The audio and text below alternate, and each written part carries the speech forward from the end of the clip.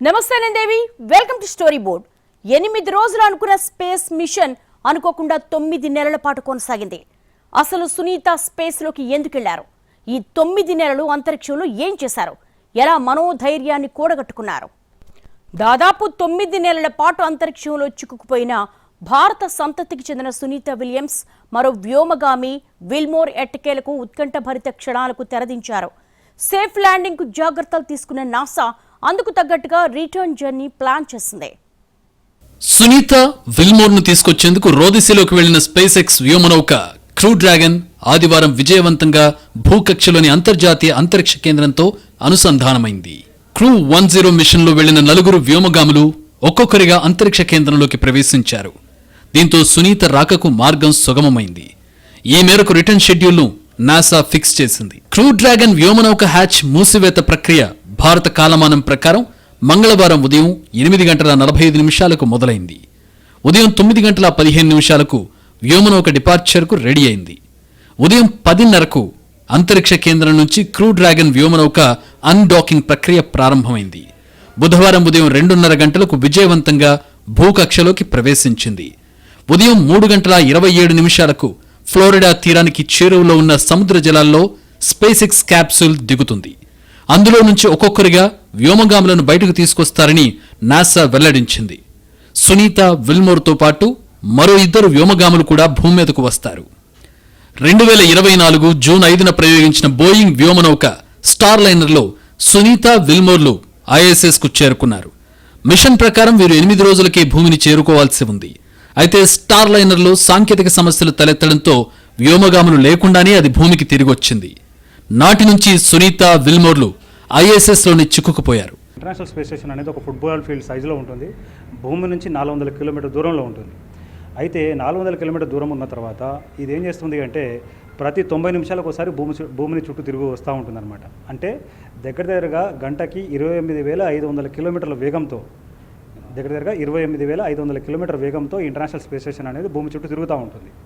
Are సింపుల్గా చెప్పాలంటే సెకండ్కి 8 కిలోమీటర్లు అనుకోవచ్చు. సో ఈ వేగంతో తిరుగుతూనే అది కక్షలో ఉంటుందన్నమాట. అంత వేగంతో తిరుగుతున్న ఆ ఒక ఇంటర్నేషనల్ స్పేస్ స్టేషన్కి భూమి నుంచి ఒక వ్యోమనౌకలో వ్యోమగాములు కూర్చొని అక్కడికి అంతరిక్షంలోకి వెళ్ళాలి. మొదటగా అంతరిక్షంకి వెళ్ళిన తర్వాత దానికి డాక్ కావాలి, మళ్ళీ తిరిగి రావాలంటే అన్డాక్ కావాలండి. అయితే 9 నెలల తర్వాత రిటర్న్ జర్నీకి నాసా గ్రీన్ సిగ్నల్ ఇచ్చింది. అంతరిక్షంలో సుదీర్ఘకాలం గడపడం చిన్న విషయం కాదు. అలా గడిపిన వ్యోమగాములకు భూమి మీదకు వచ్చాక కొన్ని ఆరోగ్య సమస్యలు వస్తాయని సైంటిస్టులు చెబుతున్నారు. అంతరిక్షం నుండి భూమికి తిరిగి వచ్చిన తర్వాత విలియమ్స్ విల్మోర్లకు నడవడంలో సమస్యలుండొచ్చు. వారి అరికాళ్లపై ఉన్న మందమైన చర్మం ఎక్కువసేపు అంతరిక్షంలో ఉన్న తర్వాత మృదువుగా పొట్టు రావచ్చు. నిపుణుల అభిప్రాయం ప్రకారం వారి పాదాలు శిశువు పాదాలలాగే చాలా సున్నితంగా ఉంటాయి. అంతరిక్షంలో ఎక్కువ కాలం ఉండడం వల్ల 2 వ్యోమగాముల కండరాల క్షీణత ఉండొచ్చు. దీనివలన నడవడంలో ఇబ్బంది ఏర్పడుతుందని సీనియర్ వ్యోమగాములు చెబుతున్నారు. అంతరిక్షంలో వ్యోమగామి ఎముక ద్రవ్యరాశి నెలకు 1% తగ్గుతుంది. దీని ప్రకారం విలియమ్స్ విల్మోర్ వారి ఎముక ద్రవ్యరాశిలో 9% కోల్పోయి ఉండొచ్చు. దీనివలన వారి ఎముకలు బలహీనమై పగుళ్లకు గురయ్యే అవకాశం ఎక్కువగా ఉంటుంది. మైక్రోగ్రావిటీలో కండరాలు, ముఖ్యంగా నడుము దిగువ భాగం, కాళ్ళు, కోర్, శరీర బరువును కాపాడడానికి ఉపయోగించడంతో ద్రవ్యరాశి బలాన్ని కోల్పోతాయి. అదేవిధంగా ముఖ్యంగా వెన్నుముక, తుంటి, కాళ్లలోని ఎముకలు దెబ్బతింటాయి, పగుళ్ళొచ్చే ప్రమాదాన్ని పెంచుతాయి. భూమికి తిరిగి వచ్చినప్పుడు వ్యోమగాములు నిలబడడం, నడవడం, సమతుల్యతలో ఇబ్బంది పడవచ్చు. ఎందుకంటే వారి కండరాల కణజాల వ్యవస్థలు గురుత్వాకర్షణకు అనుగుణంగా ఉంటాయి. కండరాల క్షీణతతో పాటు విలియమ్స్ విల్మోర్లకు దృష్టి సమస్యలు వచ్చే ప్రమాదం ఉంది. కొంతమంది అంతరిక్ష నిపుణులు వారిద్దరూ స్పేస్ ఫ్లైట్ సంబంధిత నరాల వ్యాధి బారిన పడొచ్చని చెబుతున్నారు. ఇది మెదడులో ద్రవం మొత్తాన్ని పెంచుతుంది. దానివల్ల దృష్టిలోపం రావచ్చు. తలలో ద్రవం పేరుకుపోవడం వల్ల కనుబొమ్మల ఆకారాన్ని కూడా మార్చవచ్చు. దీనివల్ల కూడా దృష్టి సమస్యలు వస్తాయి. అంతేకాదు వ్యోమగాముల రక్త పరిమాణం కూడా తగ్గుతుంది. గుండెకు గురుత్వాకర్షణ లేని కారణంగా రక్తాన్ని పెద్దగా కష్టపడి పంప్ చేయాల్సిన అవసరం ఉండదు. శరీరంలో రక్తం ప్రవహించే విధానం కూడా మారుతుంది. కొన్ని ప్రాంతాల్లో ప్రసరణ నెమ్మదించడం వల్ల రక్తం గడ్డకట్టే ప్రమాదం ఉంది. ఇంటర్నేషనల్ స్పేస్ స్టేషన్లో దే నో ఆల్రెడీ బికాస్ మన బాడీ ఎర్త్ గ్రావిటీలో వర్క్ అయినట్టు జీరో గ్రావిటీలో వర్క్ అవ్వదు. జస్ట్ ఇమాజిన్ మనం ఒక ట్రైన్లో కంటిన్యూగా ఒక 2 days జర్నీ చేసిన తర్వాత మన బాడీలో ఆ షేక్ ఫీలింగ్ డెఫినెట్గా ఉంటుంది దట్ వీఆర్ స్టిల్ మూవింగ్ అని. ఎగ్జాక్ట్లీ అలాగే జీరో గ్రావిటీలో కూడా మన బాడీ నార్మల్గా రావడానికి it will take some time. So ఆమె భూమి మీదకి రాగానే she will be reverted to ఒక మెడికల్ సెంటర్కి తీసుకెళ్ళడం జరుగుతుంది. అండ్ ఆమె మళ్ళీ నార్మల్ స్టేజ్కి, అంటే భూమి మీద గ్రావిటీలో నడవడం, అంటే ఇంకా తన బేబీ లాగానే మన చిన్నప్పుడు ఎలా అయితే నడక నేర్చుకుంటామో మళ్ళీ అదే పొజిషన్ నుండి ఆమె కొంచెం నేర్చుకురావాలి. Of course she'll have muscle memory, but still అది తను సక్సెస్ఫుల్గా చేసుకున్న తర్వాత తను బయటికి పంపిస్తారు. అంతరిక్షంలో గడపడం వల్ల అత్యంత ప్రమాదకరమైన రేడియేషన్కు గురి కావచ్చు. భూమికి ఉన్న అయస్కాంత క్షేత్రం మనుషులను రేడియేషన్ నుంచి రక్షిస్తుంది. అయితే అంతరిక్షంలో ఉండే వారికి ఈ వెసులుబాటు ఉండదు. వ్యోమగాములు ప్రధానంగా 3 రకాల రేడియేషన్కు గురవుతారని నాసా పేర్కొంది. వీటిలో భూమి అయస్కాంత క్షేత్రంలో చిక్కుకున్న కణాలు, సూర్యుని నుంచి వచ్చే సౌర అయస్కాంత కణాలు, గ్యాలక్సీ కాస్మిక్ కిరణాలు ఉన్నాయి. సునీత విలియమ్స్ భూమి మీదకు వచ్చేందుకు స్పేస్ ఎక్స్ స్పేస్ క్రాఫ్ట్ ఎక్కగానే ఆమె పేరున మరో రికార్డు నమోదైంది. 4 రకాల అంతరిక్ష నౌకల్లో ప్రయాణించిన తొలి వ్యోమగామిగా సునీత గుర్తింపు పొందారు. ఖర్చుల నియంత్రణ, వ్యోమగాములకు వాణిజ్య అంతరిక్ష ప్రయాణ అనుభవాన్ని అందించేందుకు బోయింగ్, స్పేస్ ఎక్స్ కంపెనీలకు నాసా కాంట్రాక్టులు ఇచ్చింది. ఈ క్రమంలో పరిశోధన నిమిత్తం 8 రోజుల పాటు ఐఎస్ఎస్కు వెళ్లిన వ్యోమగాములు నెలల తరబడి అక్కడే ఉండాల్సి వచ్చింది. మరి నెలల తరబడి స్పేస్ స్టేషన్లో గడిపిన సునీత విలియమ్స్, బుష్ విల్మోర్లకు నాసా ఎంత జీతం ఇస్తుందనే అంశంపై చర్చ జరుగుతోంది. నాసా వ్యోమగాములు అమెరికా ఫెడరల్ గవర్నమెంట్లో జనరల్ షెడ్యూల్ 15 కేటగిరీలో అత్యున్నత స్థాయి పదవుల్లో విధులు నిర్వహిస్తుంటారు. ఆ కేటగిరీలో ఉన్న ఉద్యోగులకు 2024 లెక్కల ప్రకారం ఏడాదికి $136,908 నుంచి $178,156 వరకు వేతనాలు ఉంటాయి. ఆ లెక్కన సునీత విలియమ్స్, బుష్ విల్మోర్ల ఏడాది వేతనం అంచనా ప్రకారం $125,133 నుంచి $162,672 వరకు ఉంటుంది. పరిశోధనల నిమిత్తం 9 నెలల పాటు ఐఎస్ఎస్లో ఉన్న ఈ ఇద్దరి ఆస్ట్రోనాట్లకు నాసా $93,850 నుంచి $122,004 వరకు చెల్లించాల్సి ఉంటుంది. కానీ నాసా అంత చెల్లించదని, ఇలాంటి అనూహ్య పరిణామాలు ఎదురైనప్పుడు రోజుకు $4 మాత్రమే చెల్లిస్తుందని రిటైర్డ్ ఆస్ట్రోనాట్లు చెబుతున్నారు. సునీత విలియమ్స్, బుష్ విల్మోర్ ఐఎస్ఎస్లో 8 రోజులకు బదులు 287 రోజులు గడపాల్సి వచ్చింది. ఆ లెక్కన కేవలం $1,148 అదనంగా తీసుకోనున్నారు. ఫలితంగా వారికి నాసా అసలు జీతంతో పాటు అదనంగా $1,148 చెల్లించనుంది. ఈ మిషన్ కోసం వారి మొత్తం సంపాదన $94,998 నుంచి $123,152 వరకు ఉంటుందని ఒక అంచనా. ప్రస్తుతం ప్రపంచం దృష్టంతా వ్యోమగామి సునీతపై ఉందనడంలో ఎలాంటి సందేహం లేదు. 9 నెలల తర్వాత భూమి మీదకు వస్తున్న సునీత కోసం యావత్ ప్రపంచం ఆమెతో సమానంగా ఉత్కంఠను అనుభవిస్తోంది. సునీత విలియమ్స్ మిషన్ ముఖ్య ఉద్దేశం Boeing star line spacecraft వ్యోమగాములను అంతరిక్షంలోకి తీసుకెళ్లి తిరిగి తీసుకొచ్చే సామర్థ్యాన్ని పరీక్షించడం. అంతరిక్షంలోకి వెళ్లిన వ్యక్తులు భూమి మీదకు తిరిగి వచ్చే వార్తలకు చరిత్రలో పెద్దగా ప్రాధాన్యం దక్కలేదు. అయితే 2003 ఫిబ్రవరి 1తో ఈ పరిస్థితి మారిపోయింది. భారత సంతతికి చెందిన కల్పనా చావ్లాతో పాటు 7 వ్యోమగాములు అంతరిక్షంలో 17 రోజులు గడిపి ఇదే రోజున కొలంబియా అంతరిక్ష నౌకలో భూమికి తిరుగు పయనమయ్యారు. అమెరికాలోని కెనడీ అంతరిక్ష కేంద్రంలో దిగడానికి కొన్ని క్షణాల ముందు కొలంబియా స్పేస్ షటిల్ పేలిపోయింది. అందులోని వారంతా చనిపోయారు. ఈ దిగ్భ్రాంతికర ఘటన తర్వాత వ్యోమగాములను భూమి మీదకు తీసుకొచ్చే ప్రక్రియపై నాసా ఎక్కువ దృష్టి పెట్టడం ప్రారంభించింది. అంతరిక్ష నౌకలు భూమిపైకి తిరిగి వచ్చే ప్రక్రియ సాంకేతికంగా అత్యంత క్లిష్టమైనది. స్పేస్ షిప్ తిరిగి భూమికి చేరడానికి ముఖ్యంగా రీఎంట్రీ ట్రాజెక్టరీ అనే ప్రణాళికను అనుసరిస్తారు. భూమికి తిరిగి వస్తున్న సమయంలో నౌక ముందుగా అద్భుతమైన వేగంతో వాతావరణ మండలంలోకి ప్రవేశిస్తుంది. సాధారణంగా ఈ మిషన్లు భూమి గ్రావిటీని ఉపయోగించుకుని స్పష్టమైన గమన పథాన్ని అనుసరిస్తాయి. క్రమంగా వ్యోమగాములు తమ నౌకను నిర్దేశిత కోణంలో తిరిగి భూమి మీదకు రప్పిస్తారు. ఈ దశలో చిన్న పొరపాటు జరిగినా రాకెట్ వేగం అధికమై తిరుగు ప్రయాణం విఫలమయ్యే అవకాశం ఉంటుంది. అందుకే ఖచ్చితమైన లెక్కలు, తగిన జాగ్రత్తలు తీసుకుంటారు. అంతరిక్ష నౌక భూమి వాతావరణంలోకి ప్రవేశించేటప్పుడు అత్యధిక వేడి ఏర్పడుతుంది. ఈ వేడి కారణంగా నౌక కాలిపోయే ప్రమాదం ఉంటుంది. బట్ ఒక భూ వాతావరణంలోకి వచ్చినప్పుడు మనకు భూమి వాతావరణం కారణంగా ఆ స్పేస్ షిప్ అత్యంత వేగంతో వస్తున్నప్పుడు ఆ వాతావరణంలోకి వచ్చినప్పుడు ఫ్రిక్షన్ వల్ల అది మండుతుంది. సో దాన్ని ఆ వేగాన్ని అనేది నియంత్రించాలి. స్పేస్లో ఎంత వేగంతో వచ్చినా ఇబ్బంది లేదు, బట్ భూ వాతావరణంలోకి వచ్చినప్పుడు దాని వేగాన్ని అనేది నియంత్రించాలి. ఈ నియంత్రించి దాని వేగాన్ని తగ్గిస్తూ నెమ్మదిగా అంటే 27,000 కిలోమీటర్స్ పర్ సెకండ్ వేగంతో వచ్చే స్పేస్ షిప్ను నెమ్మదిగా స్టేజ్ బై స్టేజ్ దాని వేగాన్ని తగ్గించి ఫ్యూ కిలోమీటర్స్ పర్ సెకండ్ వచ్చేసి సడన్గా నెమ్మదిగా మన సముద్రంలో దిగే అవకాశం ఉంది. ఈ సమస్యను ఎదుర్కోవడానికి స్పేస్ షిప్లను హీట్ షీల్డ్స్ తో రూపొందిస్తారు. ఈ హీట్ షీల్డ్స్ కి ఉండే ప్రత్యేకత కారణంగా ఇవి వేడిని తట్టుకుని వ్యోమగాములను రక్షిస్తాయి. స్పేస్ షిప్ ఇంజనీరింగ్ తాప నియంత్రణ వ్యవస్థకు అత్యంత కీలకం. భూమిపైకి తిరిగి వచ్చేటప్పుడు వ్యోమగాముల భద్రతకు నాసా కఠిన నియమాలను అమలు చేస్తుంది.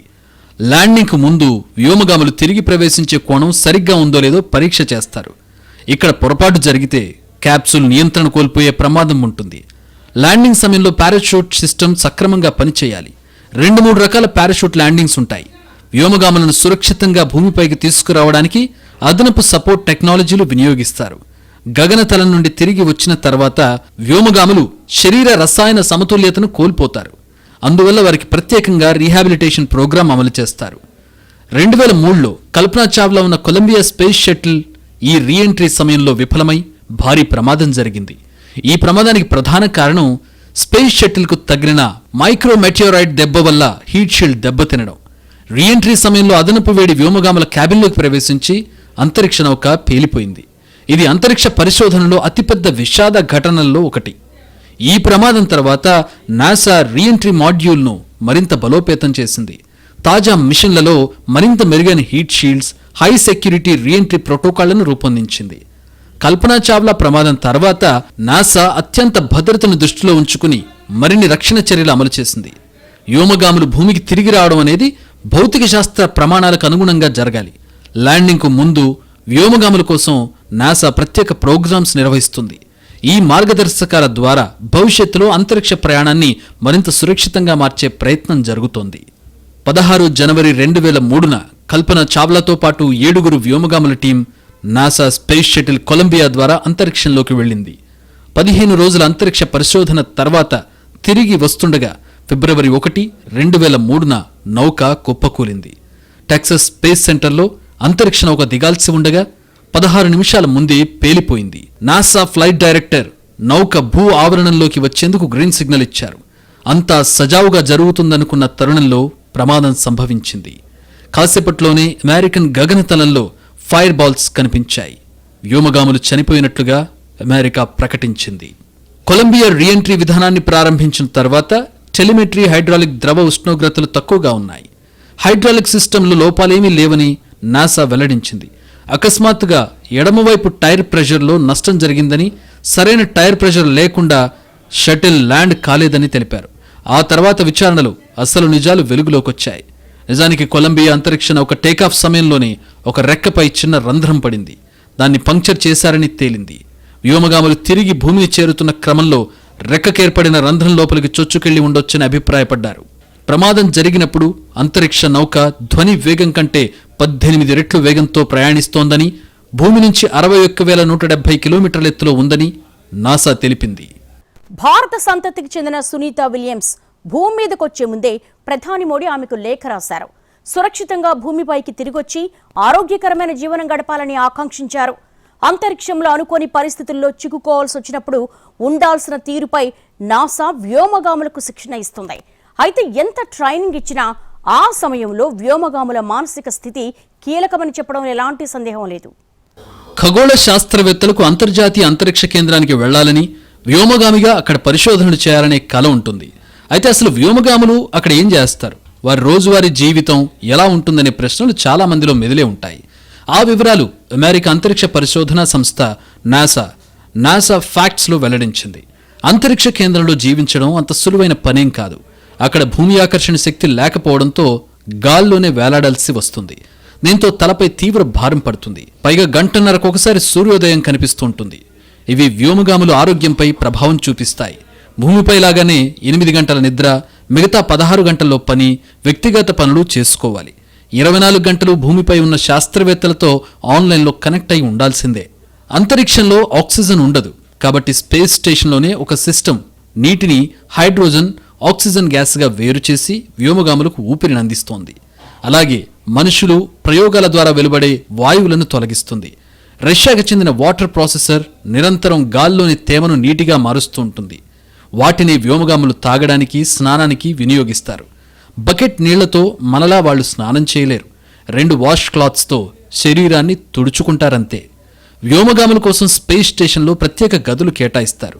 వాటిలో ఫ్రిడ్జ్, వ్యాయామం చేయడానికి కావలసిన పరికరాలు, పడుకోవడానికి ప్రత్యేక cabin, toilet, wash basin, kitchen table ఉంటాయి. వ్యోమగాములు తమతో పాటు తెచ్చుకునే దుస్తులు, పుస్తకాలు, ఇతర వస్తువులు భద్రపరచుకోవడానికి ప్రత్యేక లాకర్స్ ఉంటాయి.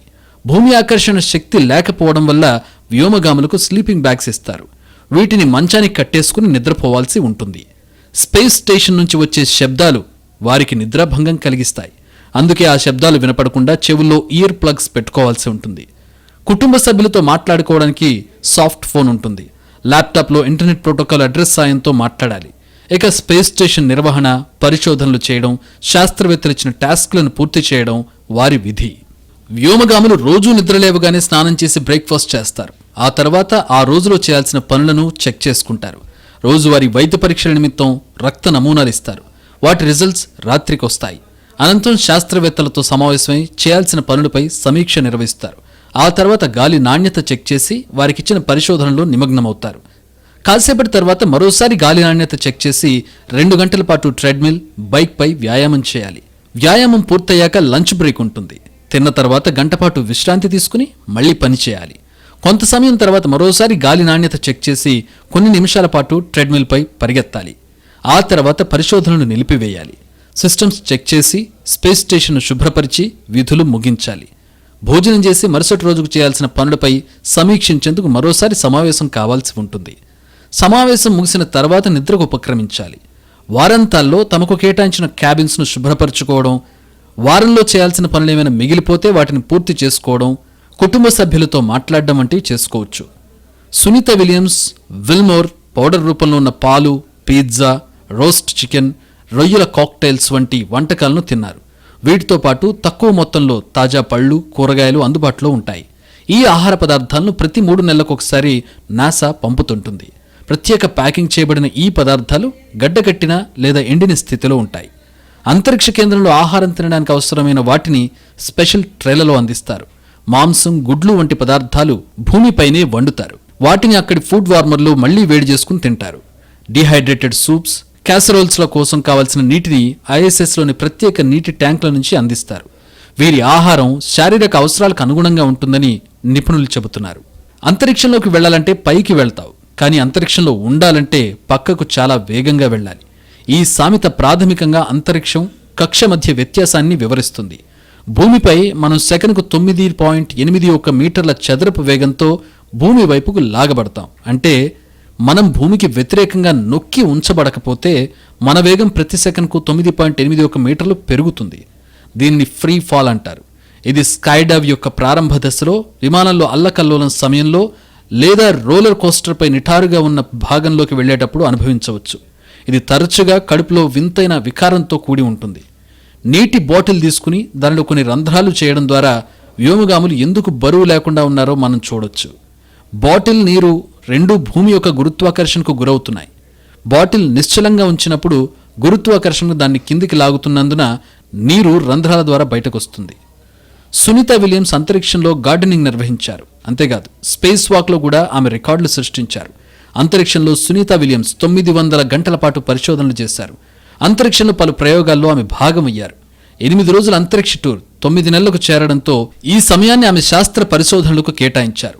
అంతరిక్షంలో లెట్యూస్ మొక్కలకు నీరు పెట్టడంతో ఆ మొక్కలపై ఆమె అధ్యయనం చేశారు. ఇలా ఆమె అంతరిక్షంలో గార్డెనింగ్ పనిలో కొంత సమయం కేటాయించారు. ఇంటర్నేషనల్ స్పేస్ స్టేషన్లో అడ్వాన్స్డ్ ప్లాంట్ హ్యాబిటాట్లో లెట్యూస్ మొక్కలను పెంచుతున్నారు.